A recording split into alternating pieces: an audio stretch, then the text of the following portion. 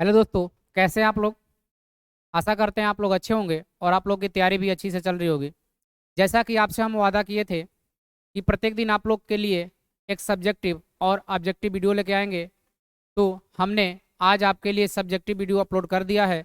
और ये जो वीडियो है ये है ऑब्जेक्टिव का, क्योंकि आपके एग्जाम में सब्जेक्टिव और ऑब्जेक्टिव दोनों का रोल सेम है। सही है। तो काम कीजिएगा, ये जितने भी वीडियो हम आपको अपलोड कर रहे हैं इसको एक अच्छे से नोट्स बनाइएगा, रिवीजन कीजिएगा। और जब आपका एग्ज़ाम होगा, यानी 4 मार्च को आपका एग्ज़ाम है केमिस्ट्री पेपर का, उससे 2 दिन पहले जितने भी आप नोट्स बनाए हैं उसका एक बार रिवीजन कर लीजिएगा, और जितना हम आपको पढ़ाए हैं उसका भी एक बार रिवीजन कर लीजिएगा। उसके बाद ही क्या आप एग्ज़ाम में बैठिएगा। अगर आप एग्ज़ाम में बैठेंगे तो आप देखेंगे डायरेक्ट प्रश्न जो हम अभी यहाँ बता रहे हैं, यहाँ से डायरेक्ट प्रश्न आपको वहाँ देखने को मिलेंगे। सही है। तो वीडियो को शुरू से लेकर अंत तक देखिएगा और अपने दोस्तों के पास भी शेयर कर दीजिएगा, और चैनल को सब्सक्राइब भी कर लीजिएगा ताकि हम वीडियो डालें तो आपके पास डायरेक्ट वीडियो पहुंच जाए, कोई वीडियो आपसे छूट ना पाए। तो चलिए स्टार्ट करते हैं। अगर बात करें ऑब्जेक्टिव प्रश्न का, तो इसमें पहला ही प्रश्न है, बोला है कि जो पारा होता है मरकरी, जो पारा होता है इसका जो प्रतिरोध है, रेसिस्टेंस, ये शून्य कब हो जाता है। सही है। यानी जो पारा है उसका प्रतिरोध शून्य कब हो जाता है, यानी किस टेम्परेचर पर उसमें कोई प्रतिरोध नहीं रहता है। तो इसके लिए ऑप्शन क्या दिया गया है। पहला ऑप्शन है 4 केल्विन तापमान पर, दूसरा है 10 केल्विन, तीसरा है 20 केल्विन, चौथा है क्या 25 केल्विन। तो याद रखिएगा इसके लिए करेक्ट आंसर होगा 4 केल्विन। क्या होगा 4 केल्विन पर इसका जो प्रतिरोध होता है ना वो क्या हो जाता है शून्य। किसका प्रतिरोध, किसका प्रतिरोध दोस्त, पारा का। सही है। तो इसका आंसर क्या हो गया 4 केल्विन। लेकिन अब बात करते हैं पारा का। किसका, पारा का, जिसका सिंबल क्या होता है Hg। और परमाणु क्रमांक की बात करें तो परमाणु क्रमांक कितना होता है 80। सही है। पारा की बात करें तो पारा का परमाणु क्रमांक 80 होता है, सिंबल क्या होता है Hg। हो गया। अब दूसरी बात करें पारा पे, तो पारा का प्रयोग होता है दोस्त, पारा का प्रयोग होता है तापमापी में। तापमापी मतलब होता है थर्मामीटर। आप जानते हैं ना, आपका जब भी बुखार लगता है तो आप डॉक्टर के पास जाते हैं तो थर्मामीटर से क्या करता है, आपकी टेम्परेचर मापता है कितने डिग्री है, 98, 97, 96, 99, 100 है। अगर 102, 3, 4 हो जाएगा तो बोलेगा आपकी कहानी क्या है, खत्म है, आप पधारने वाले हैं। तो नापते हैं किसका टेम्परेचर, टेम्परेचर मापते हैं तापमापी में प्रयोग होता है। ये किसमें होता है, तापमापी में। किसका प्रयोग होता है दोस्त, तापमापी में प्रयोग होता है पारा का। सही है। तीसरा देखें इस पे पॉइंट, तो तीसरा आप क्या देखेंगे, तीसरा Hg जो पारा है ना, पारा के बाद से ही, पारा के बाद से ही, पारा के बाद से ही रेडियो सक्रिय तत्व, रेडियो सक्रिय तत्व, रेडियो सक्रिय तत्व, रेडियो सक्रिय तत्व, रेडियो सक्रिय तत्व आने लगते हैं। सही है। रेडियो सक्रिय तत्व क्या होते हैं, आने लगते हैं, आने लगते हैं।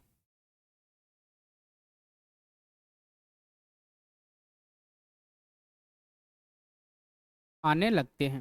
चलिए, तो हम लोग देखे थे पारा पे, पारा का टेम्परेचर कितना होना चाहिए, तो इसका प्रतिरोध शून्य हो जाएगा 4 केल्विन। अब पारा पे ये भी देखे कि पारा का परमाणु क्रमांक होता है 80, प्रतीक क्या होता है Hg, और इसका प्रयोग कहाँ होता है, तापमापी में प्रयोग होता है। पारा के बाद से ही रेडियो सक्रिय तत्व आने लगते हैं, कहाँ, पीरियोडिक टेबल में, आवर्त सारणी में। सही है। चलिए अगला प्रश्न देखते हैं।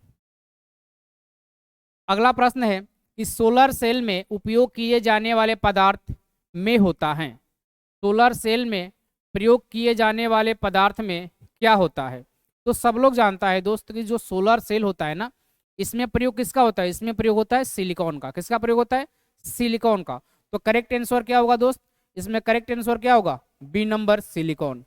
अगर बात करें सिलिकॉन की, तो सिलिकॉन का परमाणु क्रमांक क्या होता है दोस्त, सिलिकॉन का परमाणु क्रमांक, यदि SI का परमाणु क्रमांक की बात करें तो इसका परमाणु क्रमांक कितना होता है, 14 होता है। परमाणु क्रमांक कितना होता है दोस्त, 14 होता है। दूसरा देखें तो जो सिलिकॉन है, ये जो SI है सिलिकॉन, इसका प्रयोग कहाँ होता है, चिप्स में होता है। मोबाइल में जो चिप्स लगता है ना दोस्त, चिप्स लगता है मोबाइल में ना, उसमें भी किसका प्रयोग होता है, वो भी किसका बना होता है, वो ही बना होता है सिलिकॉन का। चलिए टाइम ज़्यादा नहीं लेंगे क्योंकि प्रश्न बहुत ज़्यादा है, प्रश्न बहुत ज़्यादा आपको करवाना है। जितना प्रश्न आप कीजिएगा उतना आपके लिए बेनिफिट होगा। और कुछ कुछ चीज़ें भी है जो आपको बताते चल रहे हैं ताकि उससे रिलेटेड जो भी आए तो आप बना सकते हैं। चलिए अगला प्रश्न है, ऊष्मा और विद्युत का अच्छा चालक कौन है? ऊष्मा और विद्युत का अच्छा चालक कौन है, यानी किसमें से ऊष्मा और विद्युत अच्छे से प्रवाहित हो जाती है, उसे ही बोलते हैं क्या? अच्छा चालक। तो पहला ऑप्शन दिया है एंथ्रासाइट कोक, कोयले के प्रकार होते हैं एंथ्रासाइट। दूसरा है हीरा, तीसरा है ग्रेफाइट, और चौथा क्या है? चारकोल। चारकोल मतलब ही होता है कोयला। पहला दिया है ग्रेफ एंथ्रासाइट कोक, दूसरा है हीरा, तीसरा है ग्रेफाइट, और चौथा क्या है? चारकोल। तो आंसर क्या होगा दोस्त? इसका आंसर क्या होगा? इसका आंसर क्या होगा? ग्रेफाइट। सही है। और ग्रेफाइट का प्रयोग क्या होता है? पेंसिल के जो निब होता है ना, नुकीला भाग, उसमें प्रयोग किसका होता है? उसमें प्रयोग होता है किसका? ग्रेफाइट का। सही है। तो इसका आंसर क्या हो जाएगा? इसका आंसर हो जाएगा ग्रेफाइट। सही है। चलिए आगे देखते हैं। अगला है धातु आयन के रंगीन ज्वाला लौ का कारण है। धातु आयन के रंगीन ज्वाला लौ का कारण क्या है? बताइए आप लोग, धातु आयन लौ ज्वाला के रंगीन का कारण क्या है? पहला है फ्रेंकल दोष, ये भी आपके लिए बहुत ही ज्यादा इंपॉर्टेंट है, और ये भी दो चीजें आपके लिए बहुत ज्यादा ही इंपॉर्टेंट है। ये आपके प्रश्न में बार बार आते हैं, बार बार रिपीट करते हैं। ऐसा कोई एग्जाम नहीं होगा जिससे इस प्रश्न नहीं बने होंगे। किससे? फ्रेंकल दोष और सटकी दोष। ये दो प्रकार के ऐसे दोस्त हैं जो हमेशा क्या करते हैं? रिपीटेड प्रश्न है, हर एक एग्जाम में आते हैं। तो इसको आज पूरी अच्छे से समझ के जाएंगे। तो चलिए ऑप्शन पढ़ते हैं। पहला दिया फ्रेंकल दोष, दूसरा है सटकी दोष, तीसरा है धातु की कमी का दोष, चौथा है धातु अधिकता का दोष। पूछा क्या है? धातु आयन के रंगीन ज्वाला लौ का कारण क्या है? तो ध्यान दीजिएगा दोस्त, यदि आपसे पूछे धातु आयन के रंगीन ज्वाला लौ का कारण क्या है, तो इसका कारण होता है धातु अधिकता का दोष। किसका दोष? धातु अधिकता का दोष। किसका दोष? धातु अधिकता का दोष। चलिए इस पे डिटेल में चर्चा करेंगे, लेकिन आगे प्रश्न मिलेगा तब, और आगे प्रश्न भी होंगे, नहीं होंगे तो इसको भी डिटेल में चर्चा करेंगे आगे। चलिए आगे बात करते हैं। तो अगला है ग्रेफाइट है। ग्रेफाइट है बोला है कि आणविक ठोस है, सहसंयोजी ठोस है, या आयनिक ठोस है, या धात्विक ठोस है? बोलिए दोस्त, ग्रेफाइट क्या है? ग्रेफाइट क्या है बताइए? ग्रेफाइट क्या है? पहला है आणविक ठोस है, दूसरा है सहसंयोजी ठोस है, तीसरा है आयनिक ठोस है, या धात्विक ठोस है? आप जानते हैं कि ग्रेफाइट धातु नहीं है। ग्रेफाइट क्या है? ग्रेफाइट क्या है? उपधातु की श्रेणी में आता है। अब ये है आयनिक ठोस। ग्रेफाइट में कोई भी आयन चार्ज नहीं होते हैं, तो ये आयनिक ठोस भी नहीं होगा, धात्विक ठोस भी नहीं होगा, आयनिक ठोस भी नहीं होगा, आणविक ठोस भी नहीं होगा। कौन सा ठोस होगा दोस्त? ये होगा सहसंयोजी ठोस। जो ग्रेफाइट होता है वो क्या होता है? सहसंयोजी ठोस। और सहसंयोजी का मतलब होता है ये क्या करता है? इलेक्ट्रॉन साझा करता है, न कि इलेक्ट्रॉन लेन देन करता है। यानी ग्रेफाइट जो है ना, वो इलेक्ट्रॉन के साझा से बनता है। सही है दोस्त।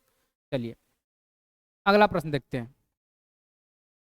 आगे किस यूनिट सेल में परमाणुओं की संख्या सबसे अधिक होती है? ये भी आपके लिए वीवीआई है। ये भी आपके लिए क्या है? वीवीआई है। जितना भी लाएं वो आपके लिए इंपॉर्टेंट है, लेकिन इसमें भी कौन सा ज्यादा इंपॉर्टेंट है? तो जो भी हम लिख रहे हैं वीवीआई, ये आपके लिए और भी ज्यादा इंपॉर्टेंट है। बोला है कि किस यूनिट सेल में परमाणुओं की संख्या सबसे अधिक होती है? पहला दिया है बीसीसी, दूसरा दिया है एचसीपी, तीसरा दिया है एफसीसी, और चौथा दिया है क्यूबिक। चलिए बताइए। तो बात करें किस सेल में परमाणुओं की संख्या अधिक होती है, तो याद रखिएगा जो एफसीसी होता है ना, इसमें परमाणुओं की संख्या क्या होती है दोस्त? इसमें परमाणुओं की संख्या सबसे अधिक होती है। और सबसे अधिक यदि पूछ दे तो कितनी होती है? इसमें परमाणुओं की संख्या कितनी होती है? 14 होती है। उसी प्रकार से यदि एचसीपी में पूछ दे तो एचसीपी में कितनी होती है? एचसीपी में होती है दोस्त, इसमें होती है 12। और बीसीसी में कितनी होती है कुल परमाणुओं की संख्या? 8। ये भी आप याद रखिएगा। यदि आपसे पूछे किस यूनिट सेल में परमाणुओं की संख्या सबसे अधिक होती है, तो किस में होगी? एफसीसी में होगी। सही है। अब एफसीसी में कितनी होती है? 14 होती है।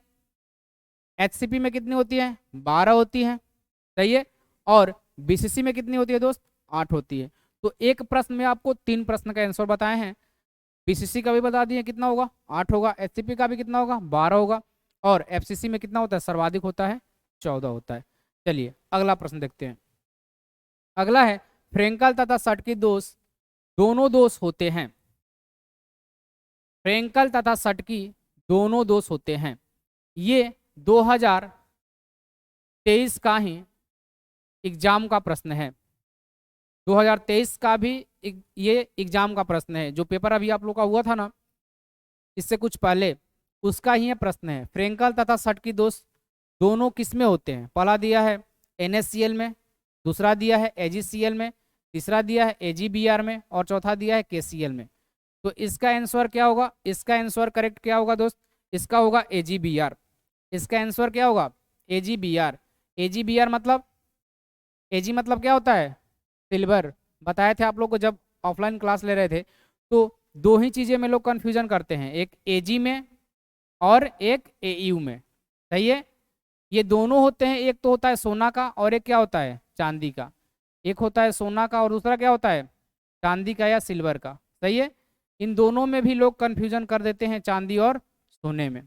तो आप याद रखिएगा, आपको बताए भी थे कि पायल किसका होता है? पायल हमेशा चांदी का होता है, सोना का नहीं होता है। और बहुत सारे महिलाएं कहती है कि ये जी क्या ला दीजिए, हमको पायल ला दीजिए। क्या ला दीजिए? पायल ला दीजिए। तो यदि वो पायल मांग रही है तो आपसे सोने की नहीं मांग रही है, किसकी मांग रही है? चांदी की मांग रही है दोस्त। सोने का पायल आज तक किसी ने नहीं पहना होगा, जैसा हमको अनुभव है। हो सकता है इसमें बहुत सारे महान होंगे जो पहन चुके होंगे। तो याद रखिएगा, Ag मतलब क्या होता है? Ag मतलब होता है चांदी का, ये होता है सिल्वर। और AU क्या होता है? सोना का होता है। सही है, तो यहाँ AgBr यानी ये सिल्वर ब्रोमाइड क्या होगा? या तो AgBr दे या आपको मिल जाए सिल्वर ब्रोमाइड। सिल्वर ब्रोमाइड, तो सिल्वर ब्रोमाइड में जो होते हैं वो फ्रेंकल तथा सटकी दोनों दोष होते हैं दोस्त। कौन कौन? फ्रेंकल और सटकी दोनों दोष किस में होते हैं? AgBr सिल्वर ब्रोमाइड में होते हैं। सही है, चलिए आगे देखते हैं।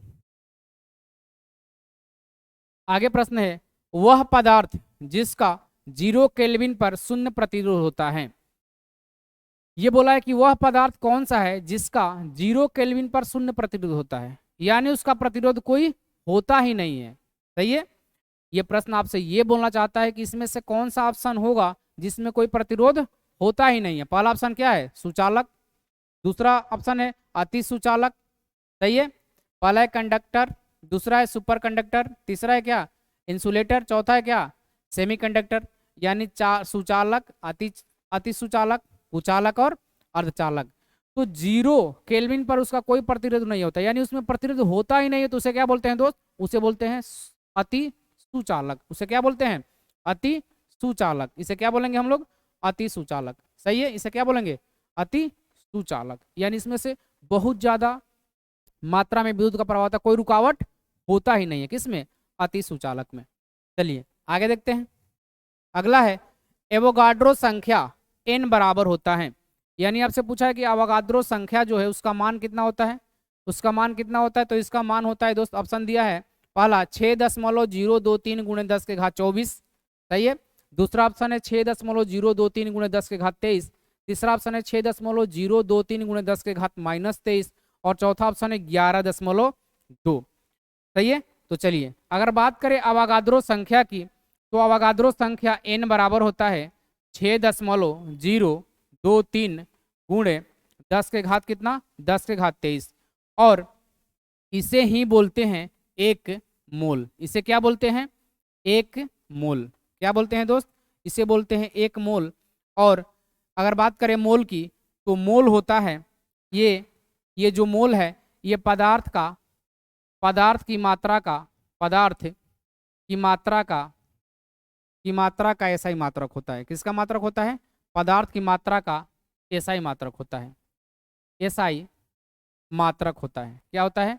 एसआई मात्रक होता है। तो ये भी याद रखिएगा। सही है, तो इसका आंसर क्या हो जाएगा? ऑप्शन कौन सा होगा? 6.023 गुणे 10 के घात 23। चलिए आगे बढ़ते हैं। अगला प्रश्न है, क्षारीय धातु हाइलाइडो के रंगीन होने का सामान्य कारण क्या है? चलिए बनाइए क्षारीय धातु हाइलाइडो के। देखिए काम कीजिएगा ना, जो भी प्रश्न आ रहा है उसको खुद एक बार अपने से बनाइएगा, उसके बाद वीडियो पॉज कर दीजिएगा, उसके बाद आंसर देखिएगा। आप अपने आप अनुभव लगा सकते हैं कि आप कितना पढ़े हुए हैं और कितने पढ़ने की आपकी आवश्यकता है। सही है, चलिए अगला लगाइए। बोला है कि क्षारीय धातु हैलाइडो के रंगीन होने का सामान्य कारण क्या है। पहला ऑप्शन है अंतराकाशीय स्थल, दूसरा ऑप्शन है एफ केंद्र, तीसरा ऑप्शन है सटकी दोष, चौथा ऑप्शन है फ्रेंकल दोष। चलिए तो यदि इस पे बात करें तो इसका करेक्ट आंसर क्या होगा दोस्त, इसका करेक्ट आंसर होगा एफ केंद्र। सही है, इसका करेक्ट आंसर क्या होगा, एफ केंद्र होगा। अब कितने लोग ऐसे भी होंगे जिनको एफ केंद्र पता ही नहीं होगा। सही है, तो चलिए एफ केंद्र क्या होता है उसके भी बारे में बात कर लेते हैं।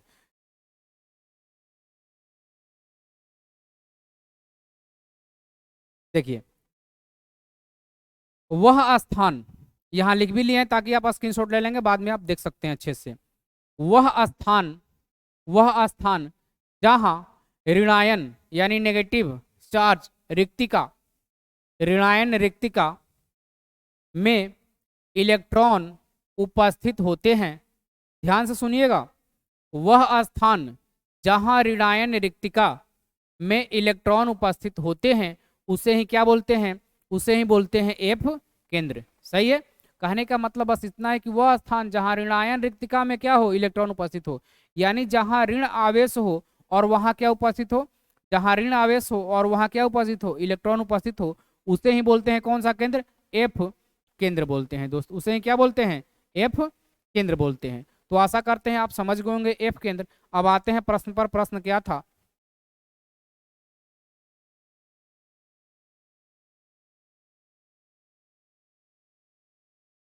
देखिए प्रश्न था क्षारीय धातु हैलाइड के रंगीन होने का सामान्य कारण क्या है। ये कारण क्या होता है दोस्त, एफ केंद्र होता है। क्या होता है, एफ केंद्र होता है। सही है, और एफ केंद्र क्या होता है आपको बता दिए हैं। हाँ, और ये जितना है ना ये सब पीडीएफ आपको मिल जाएगा। साइंस ट्रिविया _04 आप सर्च कीजिएगा टेलीग्राम पर, तो वहाँ ये सारा पीडीएफ आपको मिल जाएगा। जो भी यहाँ बता रहे हैं सारा चीज़ आपको मिल जाएगा वहाँ पीडीएफ फॉर्म में। चलिए तो अगला प्रश्न क्या है, बोला है Na2O में सोडियम की दो बार की लिखा गया है, सोडियम की कार्डियोनेशन संख्या, कोआर्डिनेशन होगा यहाँ, कोआर्डिनेशन संख्या कितनी होती है। यानी आपसे पूछ रहा है कि उप सह संयोजन संख्या क्या होती है, उप सह संयोजक संख्या क्या होती है, सह संयोजक संख्या क्या होती है। सही है, तो अगर बात करें Na2O में उप सह संयोजन संख्या की, तो देख लीजिए इसमें होती है उप सह संयोजक संख्या कितनी, 8 होती है। कितनी होती है दोस्त, उप सह संयोजक संख्या कितनी होती है इसमें, 8 होती है। कैसे होती है अगर देखना चाहें तो आप देख सकते हैं। अगर Na की बात करें, Na की, तो इसका परमाणु क्रमांक कितना होता है दोस्त, 11, इलेक्ट्रॉनिक विन्यास 2, 8 और 1। सही है, बाह्यतम कक्षा में कितने इलेक्ट्रॉन, 1 इलेक्ट्रॉन। अब यहाँ 1 इलेक्ट्रॉन है लेकिन ये संख्या कितनी है, 2, यानी 1 गुणे क्या करेंगे दोस्त, 2, कितना आ जाएगा, 2 आ जाएगा। सही है, अब O है, ऑक्सीजन का परमाणु क्रमांक कितना होता है, 8 होता है। अब यहाँ से निकालेंगे तो 2 और क्या आएगा, 6, यहाँ 6 और यहाँ 2, कितना हो गया दोस्त, दोनों मिलकर कितना हो गया, ये हो गया 8। सही है, चलिए आगे बढ़ते हैं। अगला है एक्स एवं वाई तत्वों से बना, ये भी आपके लिए वेरी वेरी इंपॉर्टेंट है। प्रश्न क्या है, एक्स एवं वाई तत्वों से बना एक यौगिक एक ऐसी घनीय संरचना में क्रिस्टलीकृत होता है जिसमें एक्स के परमाणु घन के कोने पर और वाई के परमाणु फलक केंद्रों पर उपस्थित हो। इस यौगिक का सामान्य सूत्र या सूत्र क्या होगा। ये बार बार जब भी हम आपसे ऑफलाइन क्लास में मिलते थे तो बताते थे, ये प्रश्न बार बार पूछा गया और आगे भी पूछा जाएगा। सही है, तो ऐसे प्रश्न आप अच्छे से रिवीजन करके ही जाइएगा। चलिए तो बनाते हैं। बोला है कि एक्स एवं वाई तत्वों से बना एक यौगिक एक ऐसी घनीय संरचना में क्रिस्टलीकृत होता है जिसमें एक्स के परमाणु घन के कोने पर और वाई के परमाणु घन के फलक केंद्रों पर होते हैं। इस यौगिक का सूत्र क्या होगा। तो इसके लिए दोस्त हम बताए थे कि इसके लिए कुल परमाणुओं की संख्या के लिए एक सूत्र था। कुल परमाणुओं की संख्या के लिए, कुल परमाणुओं की संख्या के लिए सूत्र क्या था। कुल परमाणुओं की संख्या के लिए सूत्र था, यदि केंद्र कहाँ हो, जो भी परमाणु हो, यदि परमाणु कहाँ हो, फलक पर हो, या कहाँ बोला इसमें घनीय संरचना है जिसमें एक परमाणु घन के कोने पर हो। तो घन के कोने पर बोला है तो कोनों की संख्या कितनी होती है, कोनों की संख्या होती है कितनी, घन में 8 होती है। सही है। और इसके लिए सूत्र बताए थे, इसका सूत्र होता है 1/8 गुणे कोनों पर उपस्थित कण यानी 8। यहाँ से ये कटेगा कितना आएगा, 1 आएगा। लेकिन ये मान किसका था, ये था x घन के कोनों पर है, यानी x का मान दिया है, x का मान कितना आ गया मेरे पास 1। और बोला है क्या, कोनों पर और y एक परमाणु फलक केंद्र पर हो। फलक कितने होते हैं दोस्त, फलक होते हैं y, फलक होते हैं कितने 6।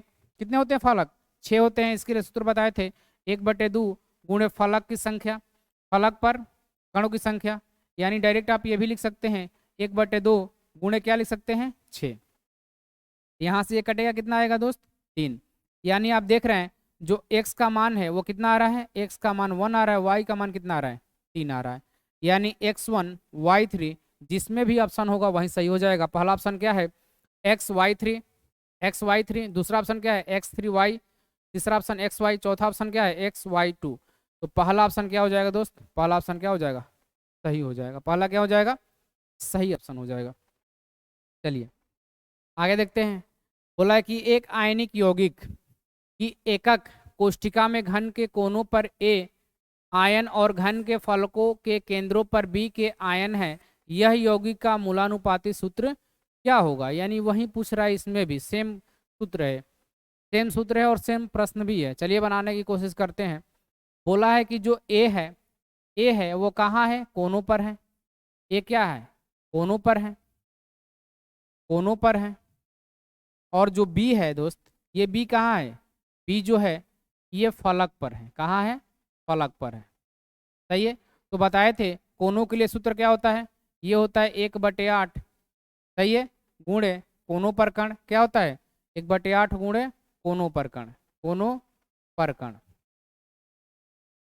कोनों पर कण। दूसरा है फलक, तो इसके लिए सूत्र था 1/2 गुणे फलक पर कण। इस पे कण, फलक पर उपस्थित कण या कण लिख सकते हैं आप। सही है। तो यही सूत्र यहाँ लगाएंगे तो क्या होगा, रखेंगे तो 1/8 करेंगे, गुणे क्या करेंगे, कोना कितने होते हैं, कोने होते हैं 8, ये कट जाएगा। यानी A का जो मान है वो कितना आ जाएगा, A का मान आ जाएगा मेरे पास 1। उसी प्रकार से B का मान निकालें, B का मान निकाले तो कितना आएगा, B का मान आएगा 1/2 गुणे फलक कितने होते हैं 6, यहाँ से कट जाएगा कितना आ जाएगा 3। यानी B का मान कितना आ गया 3 आ गया। तो हम लिख सकते हैं मूलानुपाती सूत्र, इसका जो मूलानुपाती सूत्र है, मूलानुपाती मूलानुपाती सूत्र, मूलानुपाती सूत्र ये क्या होगा दोस्त, ये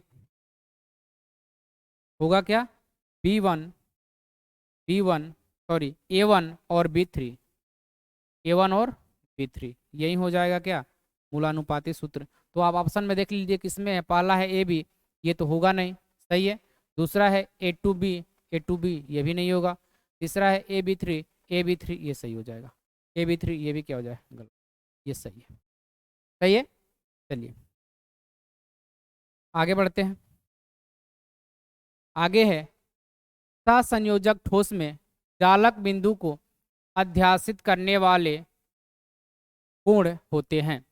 यानी आपसे बोला है कि सहसंयोजक जो ठोस होते हैं उसके जालक बिंदु को अध्यासित करने वाले कण कौन से होते हैं। आपको हम बताए हैं कि यदि ठोस की बात करें तो ठोस में अगर कोना हो, केंद्र हो, सभी के स्थान पर क्या उपस्थित होते हैं, परमाणु उपस्थित होते हैं। क्या होते हैं, परमाणु।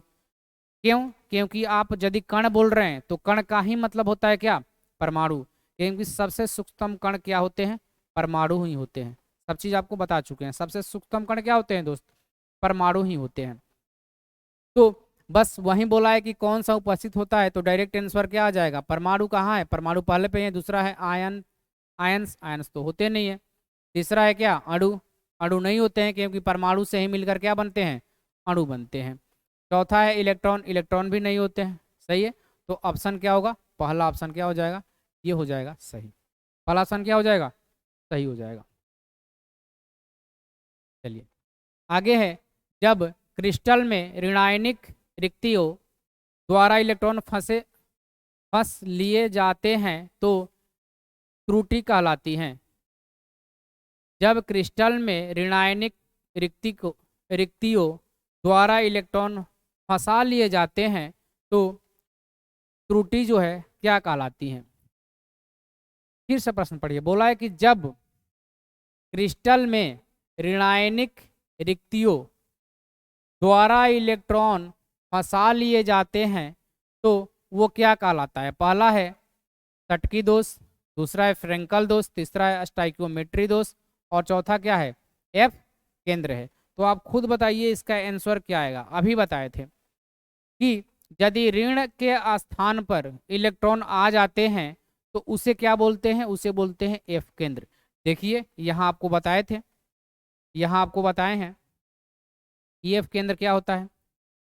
एफ केंद्र के बारे में देखिए बताए हैं यहाँ पे, एफ केंद्र क्या होता है, वह स्थान जहाँ ऋणायन रिक्तिका में इलेक्ट्रॉन उपस्थित होते हैं उसे ही क्या बोलते हैं, एफ केंद्र बोलते हैं। तो वहीं तो उसमें भी आपसे पूछा था ना दोस्त, वहीं तो उसमें भी आपसे पूछा है, देखिए वहीं तो इसमें भी पूछा है कि वो जब क्रिस्टल में ऋणायनिक रिक्तियों द्वारा इलेक्ट्रॉन फंसा लिए जाते हैं, ऋण के स्थान पर क्या जाता है इलेक्ट्रॉन, तो उसे क्या बोलेंगे हम लोग, उसे बोलेंगे एफ केंद्र बोलेंगे। ये भी आपके लिए बहुत ही ज़्यादा इम्पोर्टेंट है, VVI ये भी आपके लिए है। चलिए आगे देखते हैं, अगला है क्रिस्टल में सटकी दोष होते हैं जब, सही है, बोला है कि क्रिस्टल में सटकी दोष होते हैं जब ये सटकी और फ्रेंकल ये दोनों इतने हरामी हैं कि हर एक एग्जाम में आपके सामने आ ही जाएंगे। अगर आप इससे लड़ने की क्षमता नहीं रख रहे हैं तो फिर तो आपके लिए दिक्कत है। इसीलिए इसको आज पूरा क्या कर देंगे, पोस्टमार्टम कर देंगे, सारा चीज़ आपको दे देंगे कि ये होता है। चलिए तो बोला क्या है, पहले प्रश्न पढ़ते हैं। बोला है क्रिस्टल में सटकी दोष होता है जब क्रिस्टल जालक से असमान संख्या में ऋणायन लुप्त हो जाते हैं। सटकी दोष के बारे में बोला है दोस्त, क्रिस्टल जालक से असमान संख्या में ऋणायन लुप्त हो जाते हैं, सही है। दूसरा ऑप्शन है क्रिस्टल जालक से समान संख्या में धनायन तथा ऋणायन लुप्त हो जाते हैं। चौथा ऑप्शन है, तीसरा है कोई आयन अपना समान स्थान छोड़कर अंतराकाशीय स्थान प्राप्त कर लेते हैं। और चौथा क्या है, क्रिस्टल का घनत्व बढ़ जाता है। ये सब समझने के लिए आपको आना पड़ेगा, समझने के लिए कौन सा, सटकी और फ्रेंकल दोष। कौन सा दोष, सटकी और फ्रेंकल दोष। चलिए बात करते हैं, देखिए यहाँ हम डायग्राम बना दिए किसका, सटकी दोष का, सही है। डायग्राम किसका बना दिए हैं दोस्त, सटकी दोष का। सटकी दोष में देखिए होता क्या है, सटकी दोष में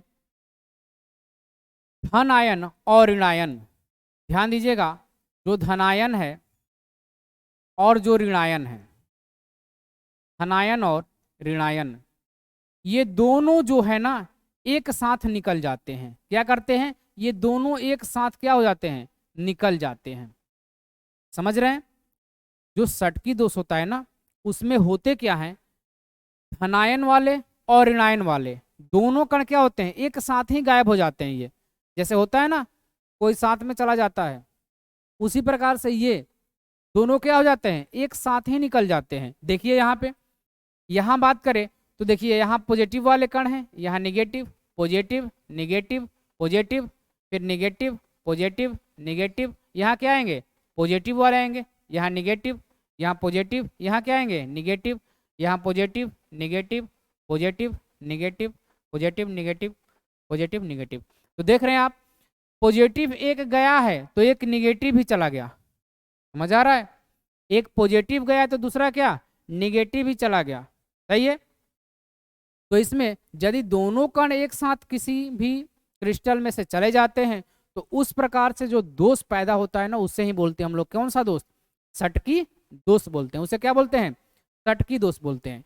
बात करते हैं फ्रेंकल दोष का, तो देखिए फ्रेंकल दोस्त में क्या होता है, फ्रेंकल दोस्त में इसमें से कोई कण बाहर नहीं निकलते हैं, समझ आ रहा है। जो फ्रेंकल दोस्त होता है ना, इसमें से कोई कण बाहर नहीं निकलते हैं। देखिए ध्यान दीजिए, इस डायग्राम को देखिएगा तो यहाँ प्लस है, यहाँ प्लस है, माइनस है, प्लस है, माइनस है, फिर माइनस है, प्लस है, फिर क्या है, माइनस है, प्लस है, प्लस है, माइनस है, प्लस है, माइनस है, माइनस प्लस माइनस प्लस। यहाँ क्या होना चाहिए, यहाँ होना चाहिए प्लस। क्या होना चाहिए दोस्त, यहाँ प्लस होना चाहिए। यहाँ क्या होना चाहिए, यहाँ प्लस होना चाहिए। लेकिन ये वाला प्लस जो बाहर नहीं गया है, इसमें जो रिक्त स्थान बचा हुआ है ना, देखिए यहाँ रिक्त स्थान बचा हुआ है, इसी रिक्त स्थान में आकर ये बैठ गया है, समझ आ रहा है। उसमें क्या हो रहा था, षटकी वाले में, षटकी वाले में क्या हो रहे थे, ये दोनों निकल जा रहे थे, सही है, दोनों एक साथ निकल जाते हैं, पॉजिटिव वाले और निगेटिव वाले ही निकल जाते थे। लेकिन ये जो है इसमें कोई कण बाहर नहीं निकल रहा है, यानी इस दोष के पैदा होने के कारण इसके घनत्व पर कोई प्रभाव नहीं पड़ेगा।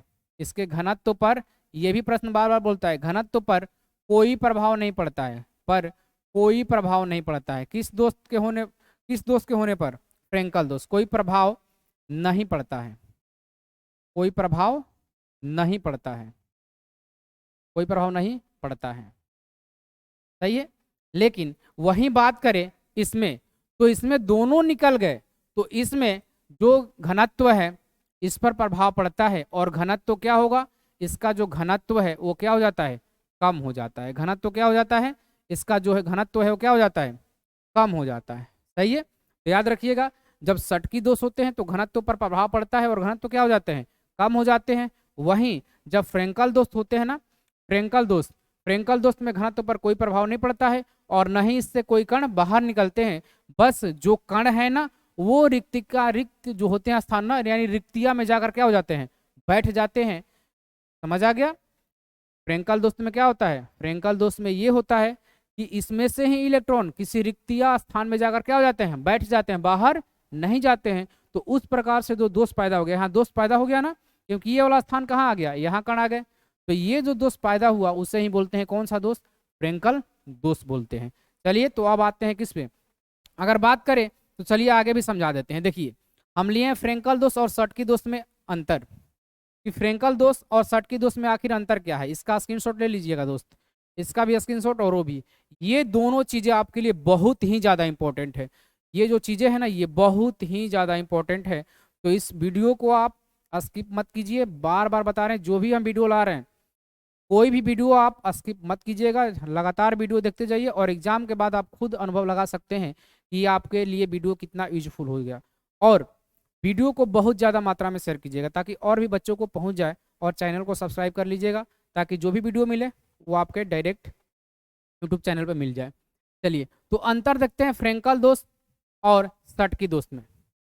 तो पहला अंतर ये है कि जो फ्रेंकल दोष है ये अंतराकाशी दोष होता है। अभी बताया ना, फ्रेंकल दोष बाहर नहीं जाता है, ये अंतराकाशीय स्थान में जाकर बैठ जाता है। लेकिन जो रिक्तिका दोष है, ये षटकी दोष है, ये रिक्तिका दोष है। क्या होता है, रिक्तिका दोष है, मतलब रिक्त स्थान बच जाते हैं, जाता है तो रिक्त स्थान बचेंगे ना, तो इसे बोलते हैं रिक्तिका दोष। दूसरा देखें तो यह दोष उन आयनिक यौगिकों में पाया जाता है जिनके धनायन का आकार छोटा और ऋणायन का आकार क्या होता है, बड़ा होता है। धनायन का आकार इसमें क्या होता है, छोटा होता है, देखिए लिखा हुआ है यहाँ दोष। यह दोष उन आयनिक यौगिकों में पाया जाता है जिनके धनायन का आकार क्या होता है, छोटा होता है, यानी धनायन का कण छोटा होता है और ऋणायन का कण क्या होता है, बड़ा होता है। लेकिन वहीं देखें तो षटकी में यह दोष उन आयनिक यौगिकों में पाया जाता है जिनके धन आयन और ऋण आयन का आकार क्या होते हैं, लगभग क्या होते हैं, समान होते हैं। षटकी वाले में क्या होते हैं, समान होते हैं, लेकिन फ्रेंकल वाले में क्या होते हैं, अलग अलग होते हैं। तीसरा देखें तो इसमें बोला इनमें क्रिस्टल के घनत्व में कोई परिवर्तन नहीं होता। अभी बताया ना दोस्त कि फ्रेंकल वाले में घनत्व पर कोई प्रभाव नहीं होता है, लेकिन षटकी वाले में क्या होता है, इसके क्रिस्टल का घनत्व क्या हो जाता है दोस्त, कम हो जाता है, क्योंकि इसमें से इलेक्ट्रॉन चले जाते हैं, दोनों, एक प्लस वाले भी और एक माइनस वाले भी चले जाते हैं। और अगला क्या है, इस दोष में आयन अपना निश्चित स्थान छोड़कर अंतराकाशीय स्थान में चले जाते हैं। अभी लिखा है ना, अभी बताया ना, कहाँ चला जाता है, अंतराकाशीय स्थान में चला जाता है, बाहर नहीं जाता है। जबकि इसमें इस दोष में आयन अपने निश्चित जगह से गायब हो जाते हैं, इसका पता ही नहीं चलता, ये क्या चल जाता है, क्रिस्टल से बाहर भाग जाता है कहीं, सही है। आगे देखें तो यह दोष के कारण एक एक रिक्ति बनती है। इस दोष के कारण क्या बनती है, एक रिक्ति बनती है। बताया था ना, यहाँ से उठकर कहाँ चला गया था, दूसरे दोष में, तो यहाँ रिक्ति बन गई। सही है। अब इसमें क्या है, एक षटकी दोष के कारण दो रिक्तिका बन जाती है। इसमें कितनी रिक्तियां बनती है, दो। दो बनती है ना, क्योंकि दोनों कण चल जाते हैं, एक प्लस वाले भी, एक क्या, माइनस वाले भी। सही है। एकदम क्लियर आपके लिए लिखा गया सब चीज, ताकि आप एग्जाम में अच्छा कर पाए। एक एक चीज आपको लिखा गया, सब चीजें लिखा गया आपके लिए। अगला है, इस दोष के कारण परावैद्युतांक का मान बढ़ जाता है। परावैद्युतांक का मतलब होता है क्या, इलेक्ट्रॉन की जो प्रवाह करने की क्षमता होती है ना, वो सारी चीजें। चलिए, तो ये बढ़ जाता है। लेकिन इसमें क्या होता है, इसमें क्या हो जाता है, अपवर्तित रहता है, कोई प्रभाव नहीं पड़ता है। क्यों, क्योंकि इलेक्ट्रॉन भी चला गया, प्रोटॉन भी चला गया। यदि प्रोटॉन जाता तो इलेक्ट्रॉन रहता उसमें, तो इलेक्ट्रॉन क्या होता, ज्यादा प्रभावित होता। लेकिन इसमें दोनों चले जाते हैं, तो कोई मान में परिवर्तन नहीं आता है। यह दोष उन क्रिस्टल में होता है जिनकी समन्वय संख्या या उप सहसंयोजक संख्या कम होती है। क्या होती है, समन्वय संख्या या उप सहसंयोजक संख्या इसमें कम होती है। लेकिन यह दोष उन क्रिस्टल में पाया जाता है जिनकी समन्वय संख्या या उप सहसंयोजक संख्या क्या होती है, अधिक होती है। ये अभी हम लोग क्या देखे, ये देखे फ्रेंकल दोष और षटकी दोष में अंतर। और यहाँ आपको डायग्राम से भी समझाए हैं कि ये कौन सा दोष है, ये फ्रेंकल दोष है। सही है। फ्रेंकल दोष में यहाँ से यहाँ गया है, बाहर नहीं कोई कण गया है। जबकि जबकि षटकी दोष में क्या होता है, षटकी दोष में यहाँ से भी और यहाँ से भी कण क्या हो गए हैं, बाहर चले गए हैं। सही है। चलिए, तो आते हैं अब प्रश्न पे। अब जो प्रश्न था उस पे आते हैं और देखते हैं उसका आंसर क्या होगा। यही था ना, क्रिस्टल में षटकी दोष होते हैं। षटकी दोष पूछा है, फ्रेंकल नहीं। बोला है क्रिस्टल जालक से आयन असमान संख्या में ऋणायन लुप्त हो जाते हैं। असमान में होते हैं क्या, नहीं होते हैं, ये गलत है। अभी बताया ना, समान संख्या में जाते हैं। अगला है, क्रिस्टल जालक में समान संख्या में धनायन तथा ऋणायन लुप्त हो जाते हैं। अभी तो बताए दोस्त कि समान संख्या में धनायन और ऋणायन क्या हो जाते हैं, बाहर हो जाते हैं। षटकी वाले में दोनों एक साथ मिलकर जाता है, पति और पत्नी, इस डैड जो भी बोल सकते हैं। चलिए, इसका आंसर ये हो गया, बाकी चेक करने की आवश्यकता भी नहीं, आप बताएं दिए। चलिए, अगला क्या है, किसी ठोस जालक में धनायन जालक स्थल छोड़कर एक अंतराकाशीय रिक्तिका में स्थित हो जाते हैं या जालक। लो, अभी भी आ गया, यही अभी तो बताए थे। बोला है किसी ठोस जालक में धनायन जालक स्थल छोड़कर एक अंतराकाशीय स्थित स्थान में चले जाते हैं, यानी बाहर नहीं जाते हैं। कहाँ जाते हैं, अंतराकाशीय, जहाँ खाली स्थान होता है वहीं चले जाते हैं। तो वो दोस्त कैसा होता है, वो होता है फ्रेंकल दोस्त। कितना क्लियर है, अगर आप वो समझ लिए तो ये सब आसान है, नहीं तो आपको माइंड से काम नहीं करता, बाहर बाहर चला जाता सब। जैसे पतंग उड़ती है आसमान में ना, डोरी काट देने पर गायब हो जाती है, उसी प्रकार से ये गायब हो जाता आपसे। चलिए, तो आंसर क्या होगा, फ्रेंकल दोस्त। सही है। चलिए, अगला देखते हैं, 19 नंबर।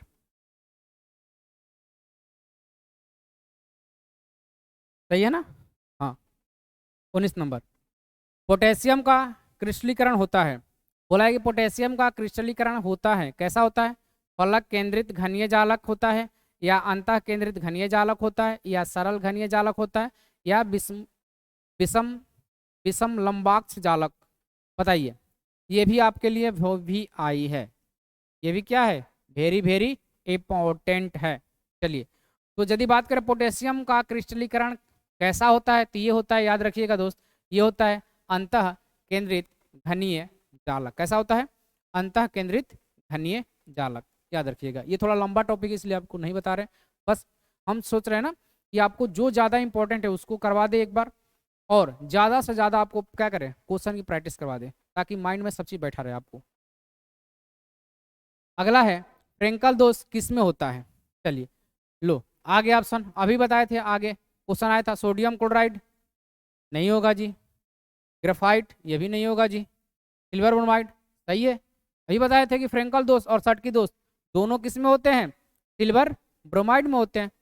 देखिए, ये सब प्रीवियस ईयर का प्रश्न है, सारा प्रीवियस ईयर का प्रश्न है दोस्त, तो कोई भी प्रश्न छोड़िएगा मत, सारा प्रीवियस ईयर का। कौन सा हो जाएगा, सिल्वर ब्रोमाइड, और इसका सूत्र क्या होगा, Ag Br। Ag काजी मत कीजिएगा, इसका सूत्र क्या होता है, Ag Br, सिल्वर ब्रोमाइड।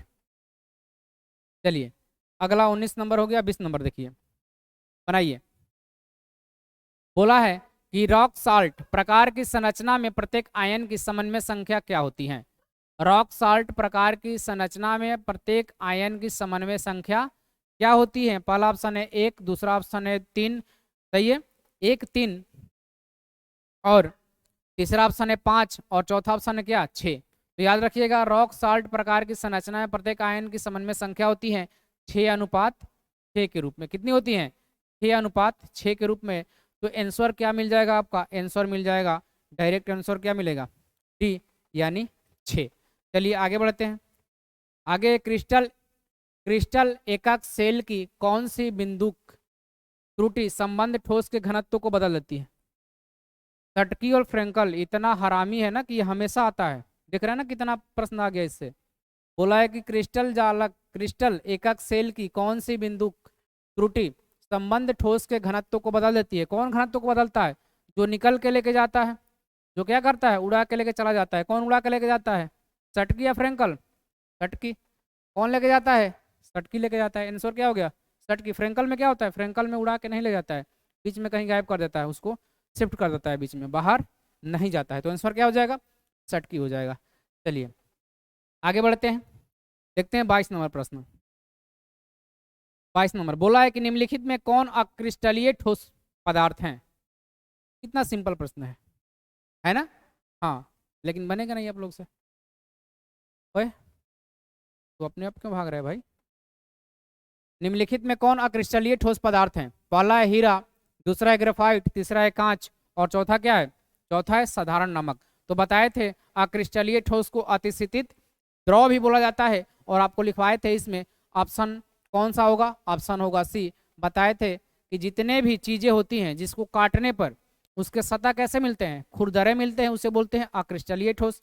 और जिसको काटने पर उसके सतह चिकने मिलते हैं उसे बोलते हैं क्या, उसे बोलते हैं क्या क्रिस्टलीय ठोस। तो यहाँ हीरा नहीं होगा, ग्रेफाइट नहीं होगा, साधारण नमक नहीं होगा, कौन सा हो जाएगा कांच। और हम एग्जाम्पल जब बता रहे थे उस समय भी लिखवाए थे कि यह क्रिस्टलीय ठोस का एग्जाम्पल कौन है, कांच है, रबर है। सही है, सारी चीजें आपको लिखवा दी हैं। तो इसका आंसर क्या हो जाएगा कांच हो जाएगा। अगला है बीसीसी जालक एक कोष्ठिका में रिक्त स्थान होते हैं। जो बीसीसी होते हैं ना उसमें रिक्त स्थान कितने प्रतिशत होते हैं। तो याद रखिएगा यदि बी को लिख रहे हैं, यहाँ लिख रहे हैं बी और लिख रहे हैं सी और सी। यदि बी का पहले वाला चिन्ह हटा दे तो क्या बन जाएगा दोस्त, ये 3 बन जाएगा। क्या बन जाएगा 3 बन जाएगा। तो सबसे पहले आप देखिए कि 3 सबसे स्टार्टिंग में 3 किसमें है, 3 डी वाले में। यानी याद रखिएगा बीसीसी जालक एकक कोष्ठिका में रिक्त स्थान कितने होते हैं, रिक्त स्थान होते हैं कितने 32% होते हैं। कितने प्रतिशत होते हैं 32%। और याद रखने के लिए याद रखिएगा बी को यदि उलाट देंगे और यहाँ से एक इसका साइन ये जो है ना लंबा पाई इसको हटा देंगे तो ये बन जाएगा 3। आंसर क्या होगा 32। चलिए अगला है क्रिस्टलीय दोष के लिए निम्न कथन सही है। क्रिस्टलीय दोष के लिए निम्न कथन कौन सा सही है, चलिए पढ़ते हैं। पहला कथन है सटकी दोष से क्रिस्टलीय ठोस के घनत्व पर कोई प्रभाव नहीं पड़ता है। लो ये क्या सही है, क्या नहीं सही है ना, क्योंकि सटकी दोष पे घनत्व पर प्रभाव पड़ता है दोस्त। अभी तो बताए घनत्व पर इस पे प्रभाव पड़ता है क्योंकि दोनों लेके चले जाते हैं। सही है, तो ये गलत हो गया, ये क्या हो गया, ये गलत हो गया। दूसरा है फ्रेंकल दोष से क्रिस्टलीय ठोस का घनत्व घटता है। क्या इससे घटता है, क्या नहीं घटता है क्योंकि उसी में रहता है, ये गलत हो गया। फ्रेंकल दोष क्षारीय धातु के हैलाइड में पाए जाते हैं, ये भी गलत है। कौन सा सही हो जाएगा, ये हो जाएगा सी नंबर। सही है, चलिए आगे देखते हैं। अगला है हीरा के एक यूनिट सेल में कार्बन परमाणुओं की संख्या कितनी होती है। बोला है कि जो हीरा होते हैं ना कि एक यूनिट सेल में कार्बन परमाणुओं की संख्या कितनी होती है। पहला है 6, दूसरा है 1, तीसरा है 4 और चौथा क्या है 8। बताइए हीरे में कितनी होती है। तो याद रखिएगा हीरे में कितनी होती है 8 होती है। याद रखिएगा बस कि हीरे के एक यूनिट सेल में कार्बन परमाणु की संख्या कितनी होती है दोस्त 8 होती है। चलिए अगला है क्रिस्टलीय ठोस में सटकी दोष पाए जाते हैं। फिर वहीं आ गया क्रिस्टलीय ठोस में, सारा प्रश्न प्रीवियस ईयर का है। क्रिस्टलीय ठोस में सटकी दोष पाए जाते हैं। सही है, क्रिस्टलीय ठोस का घनत्व तो बढ़ता है। क्या बढ़ता है क्या सटकी दोष से, नहीं दोस्त, क्या होता है घटता है। घटता है ना क्योंकि दोनों साथ चले जाते हैं। अगला है धनायन तथा ऋणायन के असमान संख्या अपने स्थान से हट जाते हैं। असमान नहीं हटते हैं, असमान नहीं समान संख्या में हटते हैं, ये भी गलत है। अगला है आयन अपना समान स्थान छोड़कर एक अंतराकाशीय स्थल में चला जाता है। क्या ये सही है, क्या नहीं, ये भी गलत है क्योंकि ये होता है किस में, ये फ्रेंकल में होता है। ये किस में होता है फ्रेंकल में। धनायन तथा ऋणायन के समान संख्या अपने स्थान से हट जाते हैं। हाँ, षटकी वाले में समान हट जाते हैं, पति पत्नी दोनों भाग जाते हैं बाहर निकल के, और इसमें घनत्व भी कम हो जाता है। चलिए अगला वो बता ही दिए हैं कि वह स्थान जहाँ ऋणायन रिक्तिका में इलेक्ट्रॉन उपस्थित होते हैं क्या बोलते हैं, एफ केंद्र बोलते हैं। आगे आपको ये भी समझा दिए हैं फ्रेंकल दोष और षटकी दोष, इसका स्क्रीनशॉट ले लीजिएगा आप लोग अच्छे से। और ये भी बता दिए हैं फ्रेंकल दोष के बारे में, फ्रेंकल दोष, और ये भी बता दिए फ्रेंकल दोष और षटकी दोष में अंतर क्या है। अब आते हैं ये, यहाँ एक भाई साहब हैं जो मुस्कुरा रहे हैं, सही है। और ये क्यों मुस्कुरा रहे हैं, क्योंकि आप इसको प्यार दे रहे हैं। आप वीडियो को लाइक शेयर और सब्सक्राइब कीजिएगा तो ये भी हमेशा क्या रहेगा, मुस्कुराता रहेगा। यहाँ लिखा हुआ है थैंक यू, लिखा है वीडियो पसंद आए तो लाइक शेयर और चैनल को क्या कीजिए, सब्सक्राइब कर दीजिए और अपना प्यार और साथ बनाए रखिए। तो यदि ये मेरा मेहनत आपको अच्छा लग रहा है, क्योंकि हम लोग रात को जग के वीडियो बनाते हैं। अभी का समय बोले तो अभी समय कितना हो रहा है, अभी समय हो रहा है 1:15 हो रहा है, रात का 1:15 समय हो रहा है, और आपके लिए अभी हम वीडियो बना रहे हैं, सही है। क्यों, क्योंकि आपको एग्जाम में अच्छा मार्क्स मिले। यदि आप हमसे जुड़े हुए हैं तो आप हमसे उम्मीद लगाए हैं, इसीलिए हम आपकी उम्मीद पर खरे उतर रहे हैं। तो आप भी कोशिश कीजिएगा कि हम आपसे उम्मीद लगाए हैं कि आप वीडियो को ज़्यादा शेयर सब्सक्राइब और लाइक कीजिएगा, तो आप मेरा उम्मीद तोड़िएगा मत। और अगर बात करें ये PDF कहाँ मिलेगा, तो ये टेलीग्राम ID है साइंस trivia_04। आप टेलीग्राम पर सर्च कीजिएगा, जितना हम सारी चीज़ें बताए हैं ये सब देख रहे हैं ना, ये सारी चीज़ें आपको वहाँ टेलीग्राम पर मिल जाएगी। चलिए तो आज के लिए इतना ही, मिलते हैं अगले वीडियो में, तब तक के लिए जय हिंद जय भारत।